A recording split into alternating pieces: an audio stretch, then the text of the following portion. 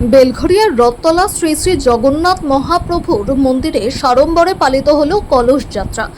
জগন্নাথ দেবের স্নানযাত্রার আগের দিন রীতি মেনে প্রতি বছর এই কলস যাত্রার উৎসব পালিত হয়।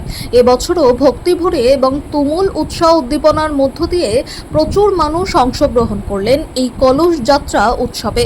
সুবিশাল শোভাযাত্রার মধ্য দিয়ে এদিন কলস যাত্রা উৎসবে অংশগ্রহণ করলেন মূল উদ্যোক্তা সোমনাথ রায়চৌধুরী। বর্ণাঢ্য শোভাযাত্রা, নৃত্য ও বিভিন্ন বাদ্যযন্ত্র সহকারে জগন্নাথ, বলরাম এবং সুভদ্রার জয়ের ধ্বনিতে মেতে ওঠেন উপস্থিত সকলেই।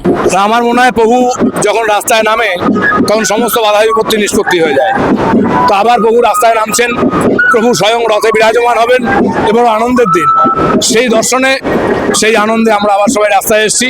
কলস যাত্রার মধ্যে দিয়ে, এক শোভাযাত্রার মধ্যে দিয়ে আমরা রথতলা জগন্নাথ মন্দিরকে আবার সেই আমাদের যে রথযাত্রা উৎসব হয় সেই রথযাত্রা উৎসবে ফিরে যাচ্ছে। না, রথযাত্রা মানে প্রভু রাস্তায় নামবে, মানে এটাই বিশেষ মানে এটাই আনন্দের। প্রভু রাস্তায় নামছে, এর থেকে বড় আনন্দের কিছু হতে পারে না।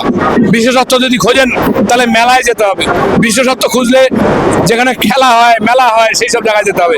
যেখানে রথের পুজো হয়, যেখানে সাত্ত্বিকভাবে উপাসনার সঙ্গে রথের পুজো হয়, সেখানে প্রভুই হচ্ছে স্বয়ং, আর প্রভুই বর্তমান, প্রভুই জীবনের সব। সেই কথা মনে করেই আমরা রাস্তায় নামি, সেটাই আমাদের কাছে অনেক বড়। জয় জগন্নাথ।